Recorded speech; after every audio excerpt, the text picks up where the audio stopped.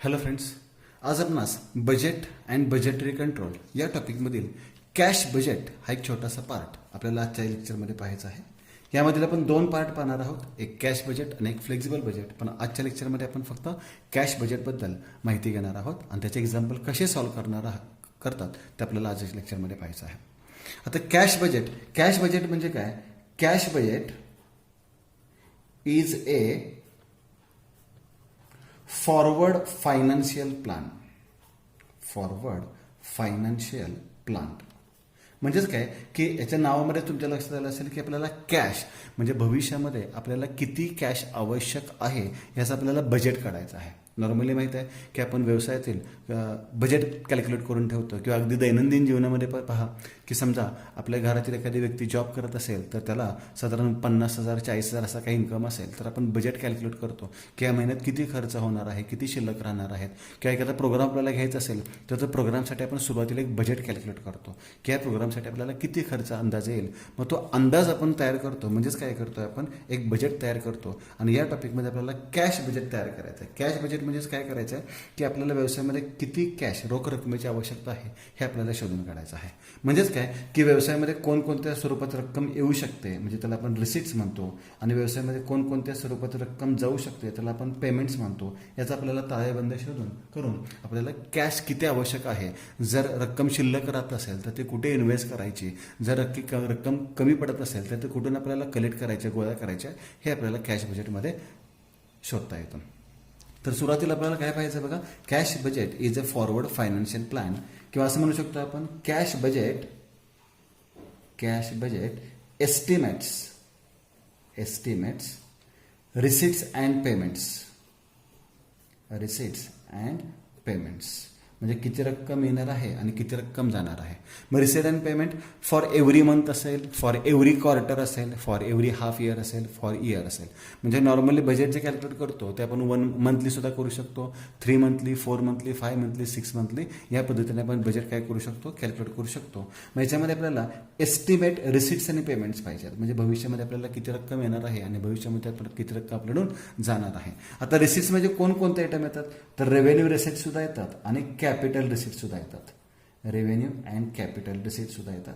आणि पेमेंटमध्ये कोणकोणते आयटम विचारात घेतो आपण, तर पेमेंटमध्ये सुद्धा आपण रेव्हेन्यू आयटम सुद्धा विचारात घेतो आणि कॅपिटल आयटम सुद्धा विचारात घेतो. म्हणजे सर्व प्रकारचे खर्च, सर्व प्रकारचे रक्कम गेलेले आयटम किंवा सर्व प्रकारचे उत्पन्न किंवा सर्व प्रकारची रक्कम आलेले आयटम आपल्याला कॅश बजेटमध्ये काय करावं लागतात, विचारात घ्यावे लागतात. तर याचा फॉर्मॅट एकदम सिंपल आहे. फॉर एक्झाम्पल असं गृहीत धरा आपल्याकडे 10,000 रुपये आहे आणि आपण सांगितलं की मला एक छोटासा कार्यक्रम घ्यायचा आहे आणि त्यासाठी 8,000 रुपये खर्च होतील. म्हणजे आपण एस्टिमेट काढलेलं असतं की या कार्यक्रमाला साधारण 8,000 खर्च होतील. म्हणजे 8,000 रुपये खर्च करून सुद्धा माझ्याकडे शिल्लक किती राहणार आहेत, 2,000 रुपये शिल्लक राहणार आहेत. बरोबर. म्हणजे आपल्याकडे कॅश बॅलन्स किती होता, 10,000 रुपये, आणि आपल्याकडे खर्च किती झालेले आहेत, 8,000 रुपये. म्हणजे आपल्याकडे शिल्लक किती राहिलेले आहेत, 2,000 रुपये. मग तसंच आपल्याला कॅश बजेट तयार करण्यासाठी रिसिट्स आणि पेमेंटचा विचार करावा लागेल. म्हणजे आपल्या बिझनेसमध्ये कोणकोणते रिसिट्स आहेत, कोणकोणत्या मार्गाने पैसे येणार आहेत आणि कोणकोणते पेमेंट्स आहेत, कोणकोणत्या मार्गाने पैसे जाणार आहेत, ह्याचा एक छोटासा फॉर्मॅट त्याला आपण काय म्हणू शकतो, कॅश बजेट म्हणू शकतो. मग कॅश बजेटमध्ये कॉलम कोणकोणते येतील, तर पहिला कॉलम येईल पर्टिक्युलर्स, आणि आपल्याला ज्या ज्या महिन्याचं कॅश बजेट तयार करायचं आहे. फॉर एक्झाम्पल 3 महिन्याचं कॅश बजेट सांगितलं असेल त्यांनी, जानेवारी, फेब्रुवारी आणि मार्च. मग जानेवारीच्या सुरुवातीला जर आपल्याकडे काही रक्कम असेल शिल्लक तर ती सुरुवातीला घ्यायची, आणि रक्कम नसेल तर आपण काही घ्यायचं नाही आहे, डिरेक्ट रिसिप्टने सुरुवात करायची. मग सुरुवातीला काय येणार आहे, ओपनिंग कॅश बॅलन्स. म्हणजे जानेवारी महिन्यामध्ये आपल्याकडे किती रक्कम शिल्लक असेल ते आपण सर्वप्रथम इथे लिहायची आहे. त्याच्यामध्ये ॲड काय करतोय आपण, रिसिट्स. आता रक्कम कोणकोणत्या स्वरूपात येऊ शकते हे आयटम जर तुम्हाला लक्षात आले तर तुम्हाला कॅश बजेट तयार करायला खूप सोपं जाईल. आता रक्कम कोणकोणत्या प्रकारात व्यवसाय येऊ शकते, तर नंबर 1 आहे कॅश सेल्स, म्हणजे रोखीने माल विकला. कारण की आपला व्यवसायच असतो, आपण खरेदी विक्री मालाची करतो व्यवसायामध्ये. मग रोखीने माल विकला तर पैसे लगेच त्याच महिन्यात मिळतात. नंबर 2, जर आपण उधारीने माल विकला तर त्याचे पैसे आपल्याला लगेच मिळत नाहीत, पण काही कालावधीनंतर 2 महिने 3 महिने जसं तरी कालावधी सांगितलं असेल, आपण जेवढा क्रेडिट पिरियड देतो त्याच्यानंतर आपल्याला त्याचे पैसे मिळतात. म्हणजे दुसरा पॉईंट आहे रिसीट फ्रॉम डेटर्स. म्हणजे डेटर्सकडून रोख रक्कम मिळाली. हा कोणता आयटम आला, क्रेडिट सेलचा. म्हणजे उदाहरणाने माल विकला असेल तर त्या डेटर्सकडून आपल्याला काही कालावधीनंतर रक्कम मिळते, रिसीट फ्रॉम डेटर्स. अजून कोणकोणते रक्कम मिळू शकते, तर सेल ऑफ ॲसेट किंवा investment. Sale of asset or investment. समजा व्यवसायातील एखादी मालमत्ता विक्री केली असेल, इन्व्हेस्टमेंट विक्री केली असेल. आता हे जरी कॅपिटल रिसीट असतील तरी सुद्धा मी सांगितलेलं आहे आपल्याला कॅपिटल रिसीट आणि रेव्हेन्यू रिसीट दोन्ही आपल्याला उदाहरणामध्ये दाखवायचे आहेत. काय नंबर 4, इन्कम रिसिव्ह. एखादा इन्कम आपल्याला मिळालं असेल या वर्षामध्ये, तर कुठलाही उत्पन्न मिळालं असेल तर रक्कम मिळणार आपल्याला, किंवा कॉल मनीची रक्कम मिळाली असेल, प्रीमियम मिळालं असेल, जे काही आपल्याला रक्कम मिळतील ते सर्व रिसिट्समध्ये येतील. मग ओपनिंग बॅलन्समध्ये आपल्याला जे जे पैसे मिळालेले आहेत ते सर्व रक्कम आपण काय करणार, ॲड करणार त्याच्यामध्ये. म्हणजे आपल्याला टोटल रिसिट्स मिळतील. आपल्याला काय मिळतील, टोटल रिसिट्स म्हणजे एकूण मिळालेली रक्कम. एकूण मिळालेली रक्कम किंवा शिल्लक असलेली रक्कम आणि मिळालेली रक्कम त्याला आपण काय म्हणतात, टोटल रिसिट्स. त्याच्यानंतर आपण कोणता विचार करतोय, पेमेंटचा विचार करतो. त्यानंतर कशाचा विचार करतो, पेमेंट्स. नॉर्मली पेमेंट्स काय करतो आपण, लेस.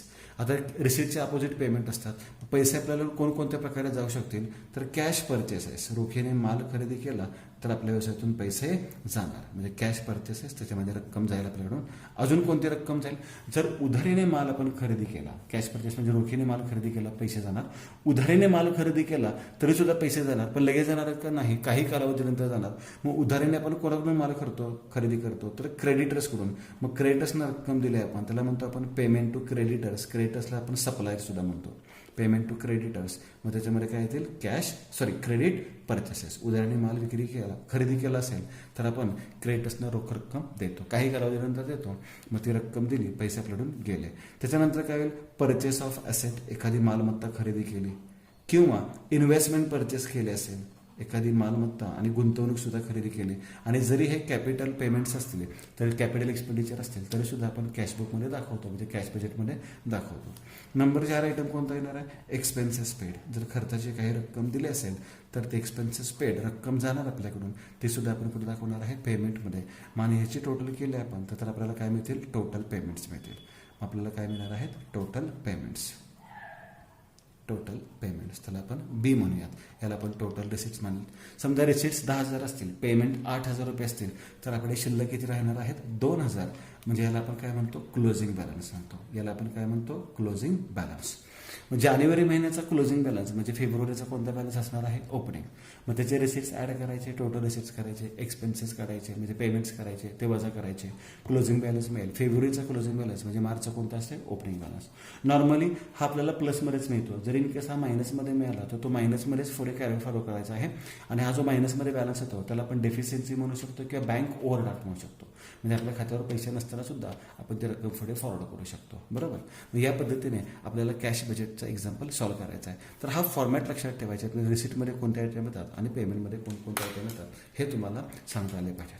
आता या फॉर्मॅटनुसार आपण पहिलं एक्झाम्पल आता लगेच पाहणार आहोत.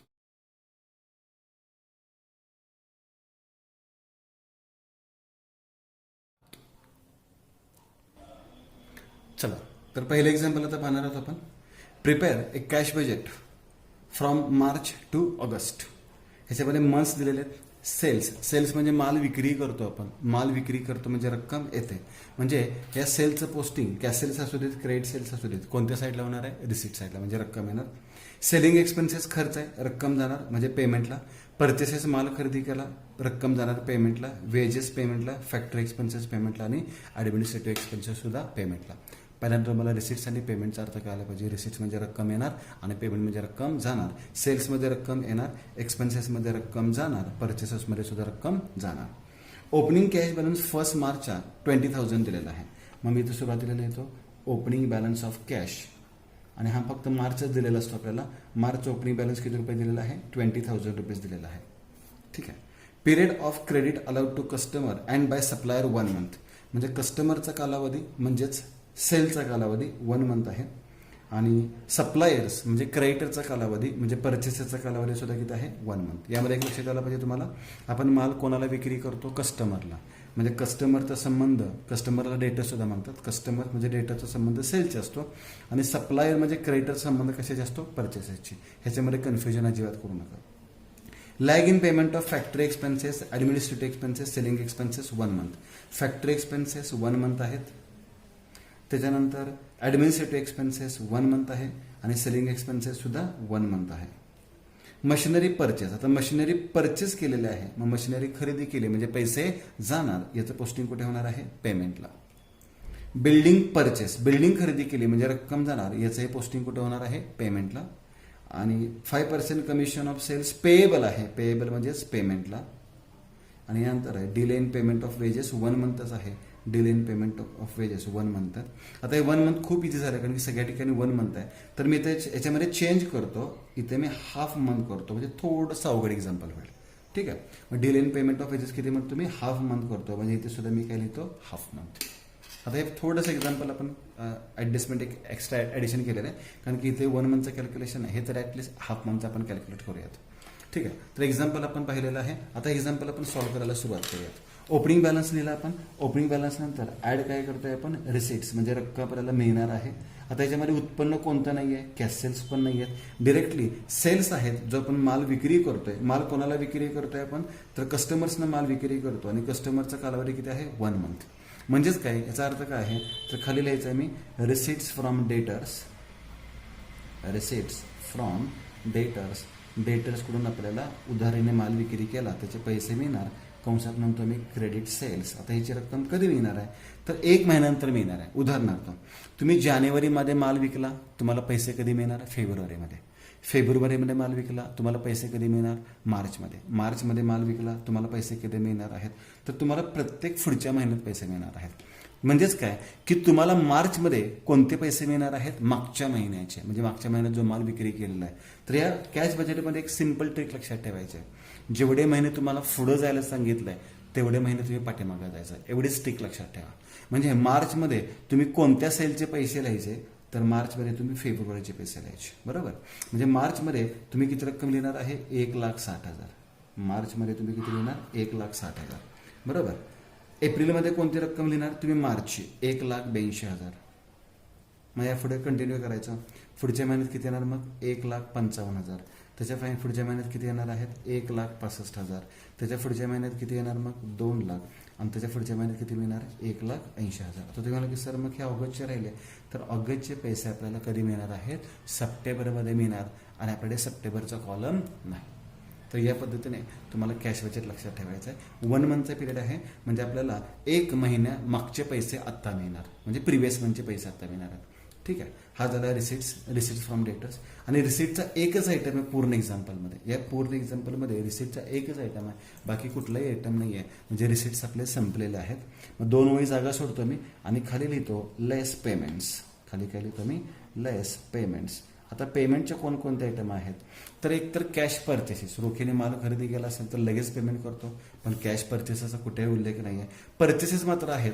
मग लिहूयात आपण payment to creditors, payment to creditors. आणि क्रेडिटर्सना आपण कशाची रक्कम देतो, तर क्रेडिट परचेसेसची रक्कम देतो. कशाची रक्कम देतो, क्रेडिट परचेसेस. क्रेडिट परचेससाठी सुद्धा 1 मंथचाच कालावधी आहे. 1 मंथचा कालावधी आहे. याचा अर्थ काय की जानेवारीचे पैसे तुम्ही फेब्रुवारीमध्ये देणार, फेब्रुवारीचे तुम्ही मार्चमध्ये देणार. थोडक्यात काय, मार्चमध्ये तुम्ही कोणते पैसे देणार आहे, फेब्रुवारीचे. मार्चमध्ये तुम्ही कोणते पैसे देणार, फेब्रुवारीचे. म्हणजे मार्चमध्ये तुम्ही फेब्रुवारीचे 84,000 दिले. मार्च नंतर एप्रिलमध्ये तुम्ही मार्चचे 83,000 रुपये देणार. एक रक्कम तुम्हाला मिळाली तर तुम्हाला पुढची रक्कम देता येईल. मग पुन्हा 83,000 रुपये देणार. पुन्हा किती रुपये देणार तुम्ही, 76,000. पुन्हा किती रुपये देणार तुम्ही, 68,000. आणि शेवटी किती रुपये देणार तुम्ही, 70,000. आता तुम्ही नक्की सर मग 56,000 रुपये कोणत्या महिन्यात देणार आम्ही, तर ऑगस्टचे 56,000 तुम्ही पुढच्या महिन्यात म्हणजे सप्टेंबरमध्ये देणार. आणि सप्टेंबरचा कॉलम आपण केलेला नाही. हे पेमेंट टू क्रेडिटर्स. आता याच्यानंतर हे जे सगळे एक्सपेन्सेस आहेत याचा कालावधी 1 मंथ होता, मी वेजेसचा हाफ मंथ केलेला आहे. हा मी फक्त चेंजेस केलेला आहे. मग आता लिहूयात आपण payment of expenses, payment of expenses. आणि सगळ्याचा 1 मंथचा कालावधी आहे. कोणकोणते एक्सपेन्सेस आहेत, तर पहिल्यांदा मी सेलिंग एक्सपेन्सेस घेतो. आणि आता सांगितलं याचाही कालावधी 1 मंथचा आहे. 2 मंथ असेल तर कॅल्क्युलेशन वेगळं, 2 महिने पाठीमागे जायचं. 1 मंथ असेल तर 1 मंथ पाठीमागे जायचं. मग मार्चमध्ये तुम्ही कोणते पैसे देणार आहात, मार्चमध्ये तुम्ही फेब्रुवारीचे पैसे देणार. म्हणजे किती रुपये देणार, 7,500. नंतर किती देणार तुम्ही, 6,500. नंतर किती देणार तुम्ही, 6,800. नंतर किती देणार आहेत, 7,400. नंतर किती येतील, 7,000. आणि सगळ्यात शेवटी किती येतील, 6,000 रुपये. या पद्धतीने पेमेंट केलं. सेलिंग एक्सपेन्सेस नंतर आपण कोणते देऊयात, फॅक्टरी एक्सपेन्सेस. फॅक्टरी एक्सपेन्सेस 1 मंथचेच आहेत.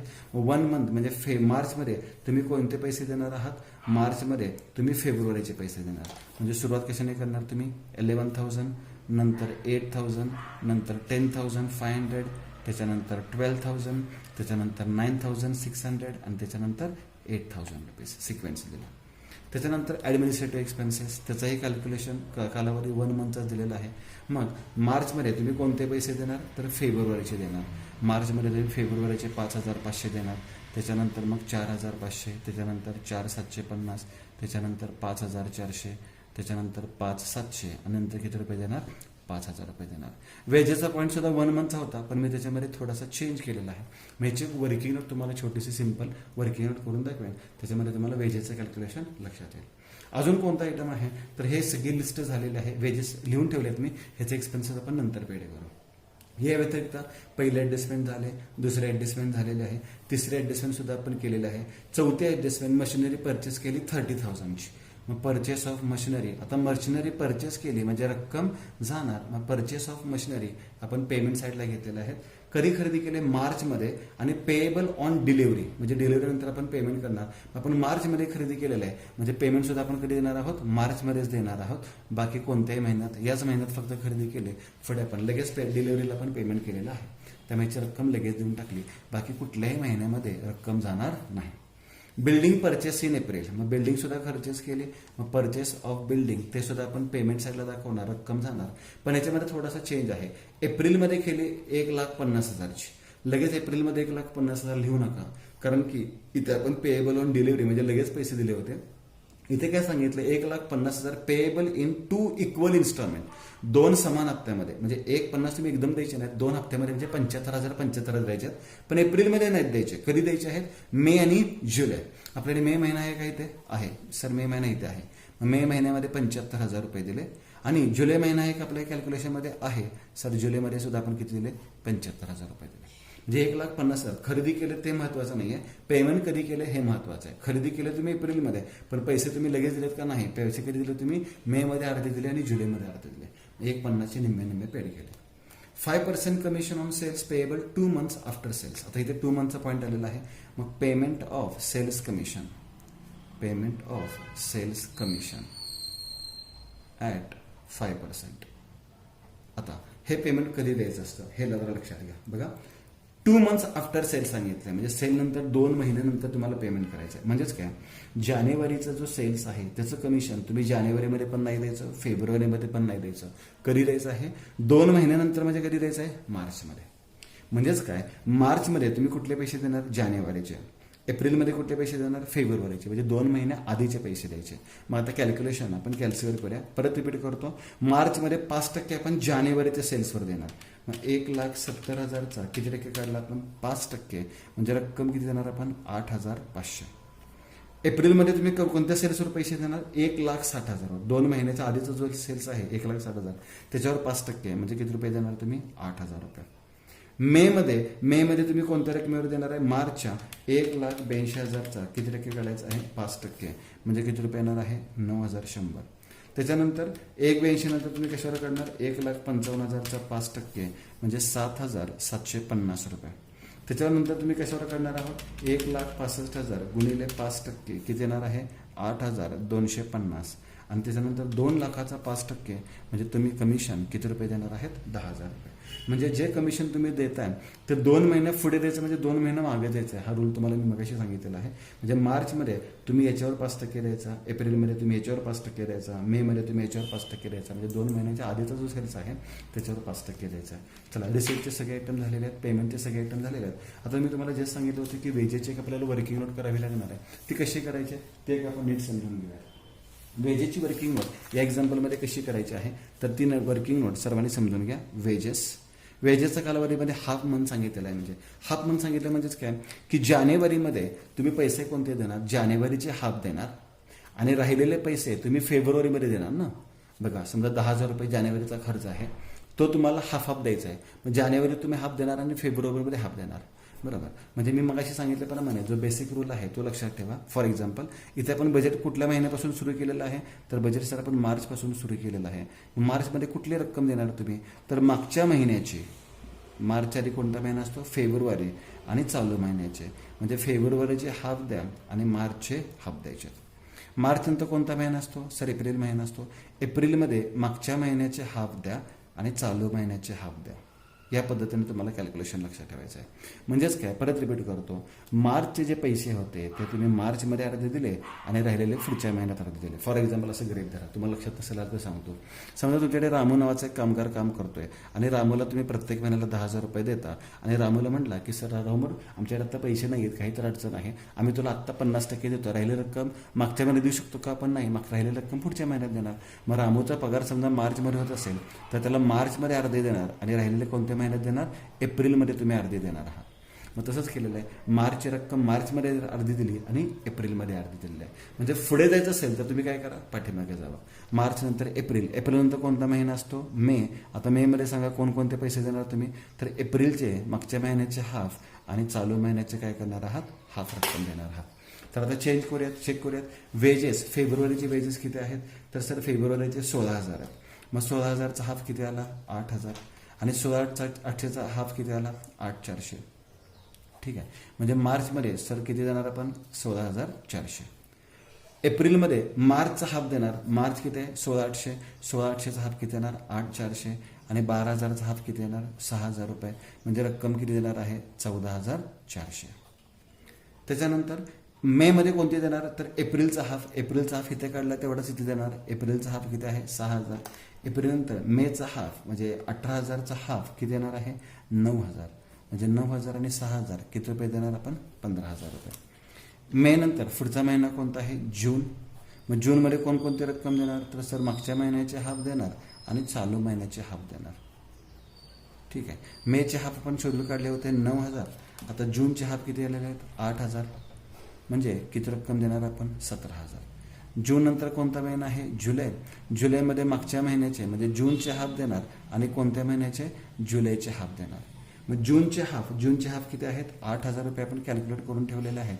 जुलैचे हाफ म्हणजे किती येणार आहेत? 8,500. म्हणजे रक्कम किती येणार आहे? 16,500. जुलै नंतर कोणता महिना येणार? ऑगस्ट. ऑगस्टमध्ये कोणता येणार? सर जुलैचे हाफ येणार आणि ऑगस्टचे हाफ येणार. मग जुलैचे हाफ म्हणजे किती रुपये येणार? 8,500. आणि ऑगस्टचे हाफ म्हणजे किती येणार आहेत? 8,250. म्हणजे रक्कम किती येणार आहे? 16,750.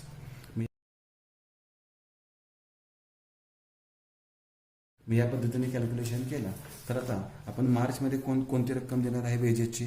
तर मार्चमध्ये सर आपण 16,400 देणार, नंतर 14,400 देणार, नंतर किती देणार? तर 15,000 देणार, नंतर किती देणार आहोत? तर 17,000, नंतर किती देणार आहोत? तर 16,500 आणि सर्वात शेवटी किती देणार आहोत? 16,750. मग या पद्धतीने तुम्हाला एक्झाम्पल काय करायचं? सॉल्व्ह करायचं.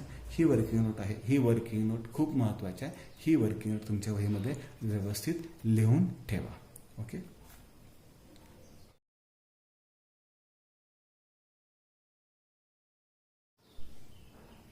चला, वर्किंग नोट लिहून झाले असेल तर एक्झाम्पल आपलं पूर्ण सॉल्व्ह करून झालेलं आहे. सर्व रिसिप्टचे आयटम, सर्व पेमेंटचे आयटम झालेले आहेत. आता आपण अकाउंट्स काय करूयात? एक्झाम्पल काय करूयात? क्लोज करूयात. पहिल्यांदा मार्च महिन्याचं कॅल्क्युलेशन करूयात.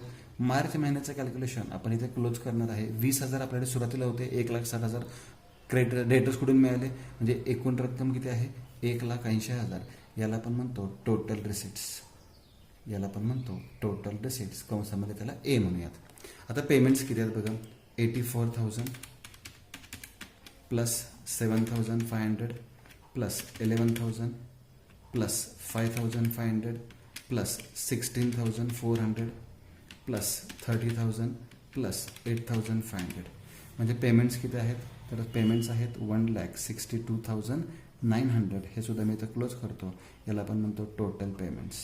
याला मी काय म्हणतो? Total payments. कंसामध्ये काय म्हणतो? बी.